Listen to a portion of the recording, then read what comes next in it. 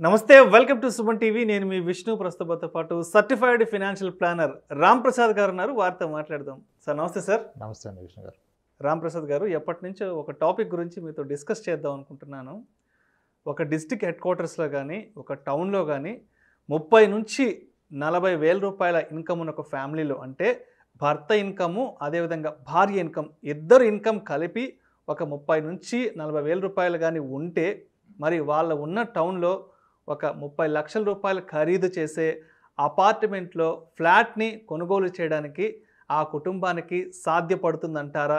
ఒకవేళ సాధ్యపడితే మరి ఏ విధంగా ఫైనాన్షియల్ ప్లానింగ్ అనేది చేసుకోవాలంటారు? Sir it's very valid and needed question మీరు అడిగింది.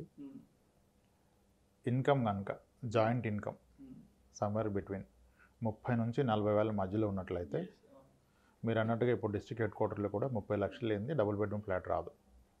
సో దాన్ని కొనే అవకాశం ఉంటుంది ఫైనాన్షియల్గా. మొదటిగా ఏంటంటే 40,000 శాలరీ జాయింట్గా ఉన్నట్లయితే ఇద్దరిది కలిపి 40,000 ఉన్నట్లయితే ఓకే 30 లక్షల రూపాయలు ఇల్లు కొనుక్కునే అవకాశం అయితే ఉంది ఫైనాన్షియల్గా.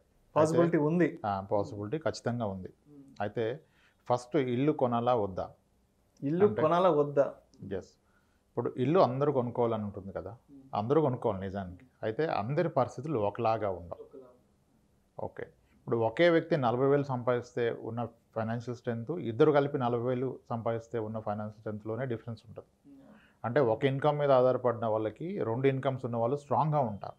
ఇన్కమ్ సేమ్ కావచ్చు, సెక్యూరిటీ పెరుగుతుంది కదా. అలానే ఇప్పుడు 40,000 శాలరీ వస్తూ వాళ్ళ మీద వాళ్ళ పేరెంట్స్ ఆధారపడకుండా వీళ్ళ లైవ్లీహుడ్ వీళ్ళు చూసుకుంటే వాళ్ళ కంఫర్ట్. ఇప్పుడు 40,000 శాలరీ వస్తూ పేరెంట్స్ యొక్క డిపెండెన్సీ ఉండి నా పేరెంట్స్ నా బాధ్యత, వాళ్ళు పెన్షనర్స్ కాదు, వాళ్ళకి నేనంటూ మంత్లీ వాళ్ళ ఖర్చుల నిమిత్తం ఇవ్వాలంటే మళ్ళీ అప్పుడు అతను వేరే 40,000 వచ్చేదానికి ఇతనికి పొంతన ఉండదు. రెస్పాన్సిబిలిటీస్ ఎక్కువ అంటే మళ్ళీ ఖర్చులు కూడా. సో ఇట్లా డిఫరెంట్ పారామీటర్స్ మీద ఆధారపడి ఉంటుంది కొనగలరా లేదా అనేది. ఇప్పుడు మనం తీసుకునే కండిషన్ ఐడియల్గా ఒక 30 ఏళ్ళ వయసులో ఉన్న వ్యక్తి, ఇద్దరు చిన్నపిల్లలు లేదా ఒక కిడ్, ఇంకా స్కూల్కి వెళ్ళట్లేదు, అంటే వాళ్ళ ఎడ్యుకేషనల్ ఎక్స్పెన్సెస్ స్టార్ట్ అవ్వలేదు, అండ్ ఇతను ఒక ప్రొఫెషనల్ అంటే క్వాలిఫైడ్ పర్సన్, ఇతను ఉన్న ఇండస్ట్రీలో కూడా జాబ్ ఇంచుమించుగా సేఫ్టీ ఉండే ఇండస్ట్రీలో ఉన్న పక్షంలో 40,000 శాలరీ ఉందనుకుందాం, మేబీ ఒకరికి కానీ ఇద్దరు కలిపి కానీ, అప్పుడు అతను 30 లక్షల రూపాయల ప్రాపర్టీ కొనవచ్చు. మొదటగా అతను చూసుకోవాల్సింది ఏంటి, నాకు లోన్ ఎలిజిబిలిటీ ఎంత వస్తుంది ఫస్ట్ పాయింట్, అండ్ నేను ఎంత రేట్లో ఉన్న ప్రాపర్టీ కొనాలి. ఓకే, లోన్ ఎలిజిబిలిటీ పరంగా 50,000 లోపు టేక్ హోమ్ శాలరీ ఉన్న వాళ్ళకి వారి యొక్క గ్రాస్ శాలరీలో 50% ఆఫ్ ద శాలరీ అతని ఈఎంఐగా ఉండొచ్చు బ్యాంక్ రూల్స్ ప్రకారం. అంటే 40,000 కనుక అతని గ్రాస్ శాలరీ అయితే 40,000 టేక్ హోమ్ ఆర్ గ్రాస్, అంటే గ్రాస్కి టేక్ హోమ్కి మధ్య 2,000 తేడా ఉంటుంది ఉన్నట్లయితే అతని హౌస్ యొక్క ఈఎంఐ 20,000 రూపాయలు పర్ మంత్ ఉండొచ్చు. ఇది ఎప్పుడు అతనికి మరే ఇతర ఈఎంఐస్ లేకపోతాయి, వేరే కమిట్మెంట్స్ లేకుండా. కానీ టిపికల్గా ఏమవుతుంది, 30,000 40,000 శాలరీ ఉన్న వాళ్ళకి ఒక బైక్ ఈఎంఐ, ఓకే, ఏ బజాజ్ ఫైనాన్స్లో ఏదో ఒక ఏసీనో రిఫ్రిజిరేటరో సంథింగ్ ఒక ఈఎంఐ నడుస్తూ ఉంటుంది. మీరు హోమ్ లోన్కి ప్రిపేర్ అయితే అదర్ ఈఎంఐస్ ఏమి పెట్టుకోకూడదు. ఫస్ట్ అదర్ ఈఎంఐస్ ఏమి ఉండకూడదు. సిబిల్ చాలా క్లియర్గా ఉండాలి, సిబిల్ ఎటువంటి ఇబ్బందులు ఉండకూడదు. లేని పక్షంలో మీకు కనుక 40,000 రూపాయలు పర్ మంత్ శాలరీ ఉంటే మీ యొక్క హోమ్ లోన్ ఎలిజిబిలిటీ ఎంత అంటే 20,000 ఈఎంఐ 20,000 దాటు నెలకి 20,000 కట్టాలి. అది మీ ఎలిజిబిలిటీ. అయితే 20,000 ఈఎంఐకి ఎంత లోన్ వస్తుంది అనేది కదా క్వశ్చన్. ఓకే, అది ఎగ్జాక్ట్గా మీరు అన్న 30 లక్షలకి ఫిట్ అవుతుంది. 30 లక్షలు కరెక్ట్గా నేను ఏదైతే అడిగాను ఫిట్ అవుతుంది. ఎందుకంటే ఇప్పుడున్న ఇంట్రెస్ట్ చూసినట్లయితే ఇంట్రెస్ట్ రేటు 6.7 6.8% నడుస్తుంది. 6.55 కూడా కొన్ని బ్యాంక్స్ ఇస్తున్నాయి. ఓకే, సో ఒక 30 లక్షల రూపాయల లోను 6.7లో 30 ఇయర్స్ పాటు పెట్టాలి. ఆయన ఖచ్చితంగా హోమ్ లోన్ తీసుకున్నప్పుడు హైయెస్ట్ పాసిబుల్ టెన్యూర్కే వెళ్ళాలి. హైయెస్ట్ పాసిబుల్ మ్యాక్సిమం ఇంకా అంతే. అది 30 ఇయర్స్ వరకు ఇస్తారు. 30 ఇయర్స్ ఉన్న అతనికి అయితే ఏ బ్యాంక్ అయినా 30 ఇయర్స్ ఇస్తుంది. కొన్ని బ్యాంక్స్ 40 ఇయర్స్ ఉన్న వాళ్ళకి కూడా 30 ఇయర్స్ ఇస్తుంది. అంటే ఇతనికి 70,000 వచ్చేంత వరకు ఈఎంఐ యాక్సెప్ట్ చేస్తుంది. ఇక్కడ ఒక డౌట్ రావచ్చు, అదేంటి సార్ వర్కింగ్ 60 ఇయర్స్ వరకే కదా 70,000 ఎలా కడతారంటే, బ్యాంకర్స్కున్న ఎక్స్పీరియన్స్ ఏంటంటే 30 ఏళ్ళు లోన్ తీసుకున్న ఏ వ్యక్తి 30 ఏళ్ల పాటు కట్టడు, 10-15 నెలలకే క్లోజ్ చేస్తాడు. 20 ఏళ్ళు హోమ్ లోన్ తీసుకున్న వ్యక్తి కూడా ఇంచుమించుగా యావరేజ్గా సగానికి పైగా మంది 10 ఏళ్ళలోపు క్లోజ్ చేస్తున్నారు. అందుకనే వాళ్ళు ధైర్యంగా 30 ఏళ్ళ పాటు ఇస్తారు. దానికి వాళ్ళు కొన్ని పారామీటర్స్ చూస్తారు. ఇతను ఎడ్యుకేషన్ క్వాలిఫికేషన్ ఏంటి, ఇతను ఇండస్ట్రీ ఏంటి, జాబ్ సెక్యూరిటీ ఉందా, గ్రోత్ అవకాశం ఉందా అని ఇస్తారు. సో నార్మల్గా మనం ఏం ఆలోచిస్తామంటే 20 ఇయర్స్ లోన్ తీసుకుంటే 30 లక్షల లోన్ మీద నేను హార్డ్లీ ఒక 22 లక్షలే ఇంట్రెస్ట్గా కడుతున్నాను. అదే నేను 30 ఇయర్స్ తీసుకుంటే 39 లక్షలు ఇంట్రెస్ట్ కట్టాలి. 30 లక్షల లోన్ కనుక మీరు 30 ఇయర్స్ పాటు తీసుకుంటే మీరు ఓవరాల్గా కట్టే ఈఎంఐలో ఇంట్రెస్ట్ ప్రిన్సిపల్ కలిపి ఇంచుమించుగా 70 లక్షలు కడతారు. 39 లక్షల రూపాయలు ఇంట్రెస్ట్ పే చేస్తారు. అందుకని అది రాంగ్ అనుకుంటారు, నిజానికి అదే కరెక్ట్. ఓకే ఎందుకంటే ఇది ఇన్ డీటెయిల్ చాలా లెందీ అవుతుంది. సో అనుకోండి 30 ఏళ్ల పాటు 30 లక్షల రూపాయలు లోన్ తీసుకున్నారు వ్యక్తి. అతనికి ఈఎంఐ వచ్చి ఇంచుమించుగా 19,400 రూపీస్ వస్తుంది. ఓకే, ఇక్కడ అయితే చిన్న తేడా ఏంటంటే అదే వ్యక్తి 20 ఇయర్సే హోమ్ లోన్ పెట్టుకుంటే అతనికి 23,500 వస్తుంది. 30 ఇయర్స్ పెట్టుకుంటే 19,500 వస్తుంది. రెండింటి మధ్య వ్యత్యాసం 4,000. ఇప్పుడు వ్యక్తి ఏమని ఫీల్ అవుతాడు, ఈ 4,000 గురించి నేనెందుకు ఇంకా 15 లక్షలు అడిషనల్ ఇంట్రెస్ట్ పే చేయాలి, అదేదో ఇబ్బంది పడి 4,000 కడతాను అంటాడు. ఎట్టి బస్సులో ఆ పని చేయొద్దు, 30 ఏళ్ళే తీసుకోండి, అది మోస్ట్ ఐడియల్. నేను దీనికి ఒక సొల్యూషన్ ఇచ్చే ప్రయత్నం కూడా చేస్తాను. ఓకే, సో అప్పుడు ఏమవుతుంది, మీకు వచ్చే జీతం 40,000లో మీ కమిట్మెంట్ సగానికి తక్కువగా ఉంది, 19,500 రూపాయలు. ఎందుకు 19,500 చెప్తున్నానంటే మీకు ఏ టౌన్లో అయినా ఒక డబుల్ బెడ్రూమ్ ఫ్లాట్ రెంట్ ఇంచుమించుగా 7-8 ఉంటుంది. మినిమం 8,000-9,000 ఉంటుంది. 9,000 ఉన్న పక్షంలో మీకు 9,000 రెంట్ సేవ్ అయింది కదా, మీ పాకెట్ మీద బడ్డన్ 10,000 అవుతుంది. 19,000 రూపాయలు ఈఎంఐలో 9,000 కనుక నిజానికి మీ మీద పడే బడ్డన్ 10,000. సో అదొక పాయింట్. అయితే ఇక్కడ మేజర్ ఛాలెంజ్ ఏంటంటే 30 లక్షల రూపాయలు ప్రాపర్టీ కొంటున్నారు, ఓకే, కానీ 30 లక్షల రూపాయల ప్రాపర్టీ మీరు కొంటే బ్యాంకర్ 30 లక్షల లోన్ ఇవ్వడం. బ్యాంకర్స్లో మోస్ట్లీ మెజారిటీ ఆఫ్ బ్యాంక్స్లో రూల్ ఏంటంటే 30 లక్షలు ఆ లోపు ప్రాపర్టీ కొంటే ఇంచుమించుగా 90% లోన్ ఇస్తారు ప్రాపర్టీ వాల్యూలో మీరు కొంటున్నదాన్ని. ఓకే, యాక్చువల్గా ఎక్కువ వాల్యూ ఉన్నదాన్ని కొంటే 80% ఇస్తారు, కానీ మీరు 30 లక్షలు ఆ లోపు వాల్యూ ఉన్న ప్రాపర్టీ కొంటే మీకు 90% లోన్ ఇస్తారు. అంటే మీరు 30 లక్షల ప్రాపర్టీ కొంటే మీకు దాంట్లో 27 lakhs అతను ఇస్తాడు లోన్గా, 90% ఇస్తాడు. నిజానికి 33 లక్షలది కొన్నా 30 లక్షలు ఇస్తాడు. ఓకే, అయితే మరి మీరు 10% మీరు డౌన్ పేమెంట్ కట్టే సామర్థ్యం మీ దగ్గర ఉండాలి, అది కూడా చూసుకోవాలి. అది మెయిన్ కదా, అది లేకుండా ప్లాన్ చేస్తారు. అంటే లెగిచిందే పరుగన్నట్టుగా ఉండకూడదు. ఇక్కడ 30 లక్షల రూపాయలు ప్రాపర్టీ కావాలంటే ముందుగా మీ పాకెట్లో 3 లక్షల రూపాయలు మార్జిన్ అమౌంట్ ఉండాలి. అసలు మనం ఎంత డౌన్ పేమెంట్ కట్టగలము? 3 లక్షలు. ఇది ఓన్లీ 30 లక్షల లోన్కే మాడుతున్నాను. మీరు హయ్యర్ లోన్ అయితే మీకు 90% ఇవ్వరు ఫండింగ్. ఓకే, దీన్ని లోన్ టు వాల్యూ అంటారు. ఎల్టీవీ 90% ఇస్తారు. The property value 33 lakhs and below ఉంటాయి, అంతలోకి ఉంటాయి. ఓకే, అంటే 3 లక్షల రూపాయలు మీ పాకెట్లో ఉండాలి. That is a margin amount. మరి దాంతోనే ట్రాన్సాక్షన్ అయిపోతుందా? అవదు. మీకు రిజిస్ట్రేషన్ కాస్ట్ ఉంటుంది, అది ఒక 7%. 30 లక్షల రూపాయల ప్రాపర్టీది మార్కెట్ వాల్యూ అంటే గవర్నమెంట్ వాల్యూ మీద మనం రిజిస్ట్రేషన్ కాస్ట్ కడతాము. అదొక 24 lakhs ఉన్నా ఇంచుమించుగా అదొక 1,80,000.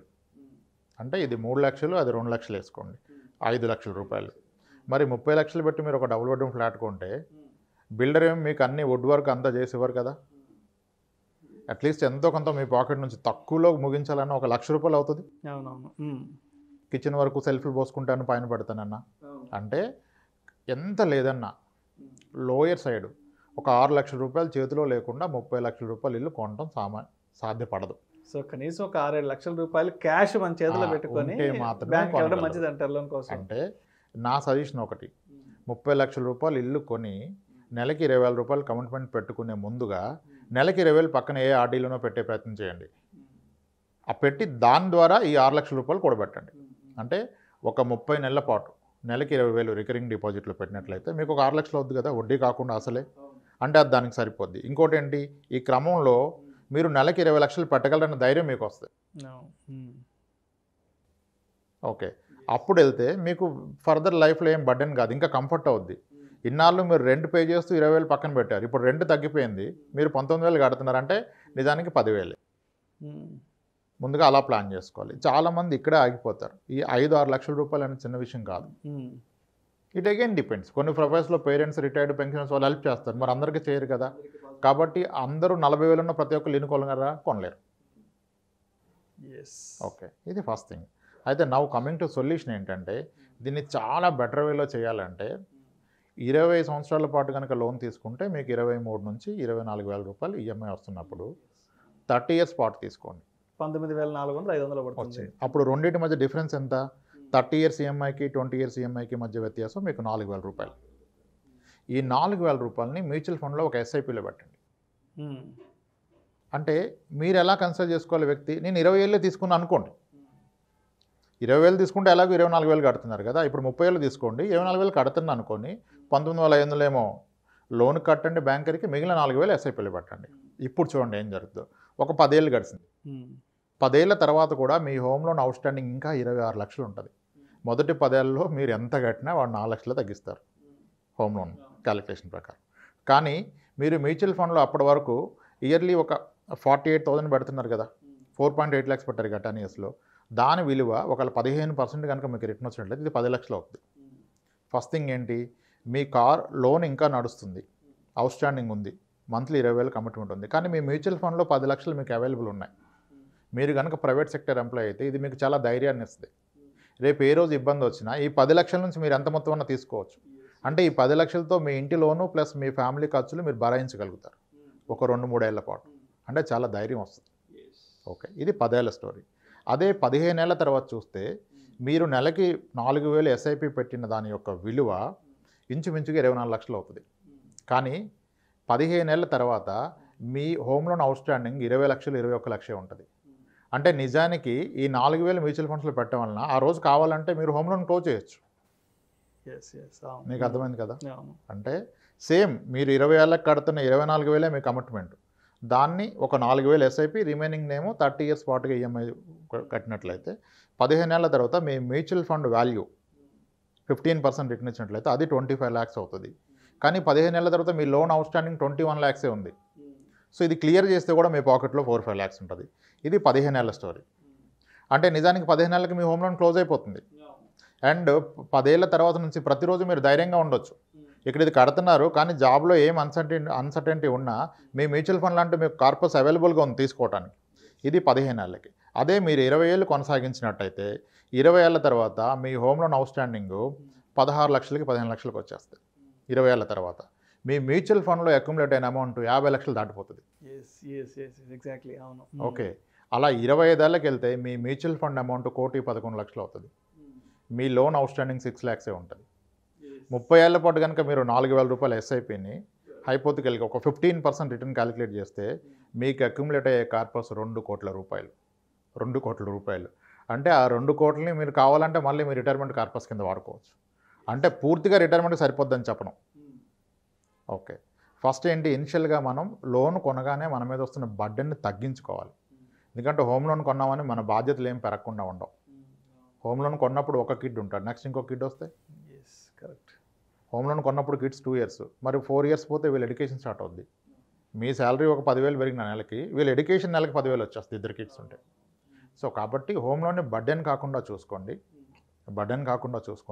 కొనటం ఒకటే కాదు, చాలామంది ఏం చేస్తారంటే క్యాలిక్యులేషన్స్ ఏమీ చేయకుండా ఒక హోమ్ లోన్ వస్తుంది అనగానే లోన్ ఎలిజిబిలిటీ కూడా చెక్ చేయరు, ముందు అడ్వాన్స్ ఇచ్చేస్తారు. ఇంకా అప్పుడు ఇరుక్కుపోతారు. అప్పుడు ఎక్కలేని అన్నీ తీసేస్తారు. మార్కెట్లో మిస్లీడింగ్ చాలామంది ఉంటారు. ఒక వ్యక్తి వచ్చి చెప్తాడు, మీకు ఎందుకు సార్ హోమ్ లోన్ అప్లై చేయండి, ప్యారల్గా పర్సనల్ లోన్ కొట్టేద్దాం అంటాడు.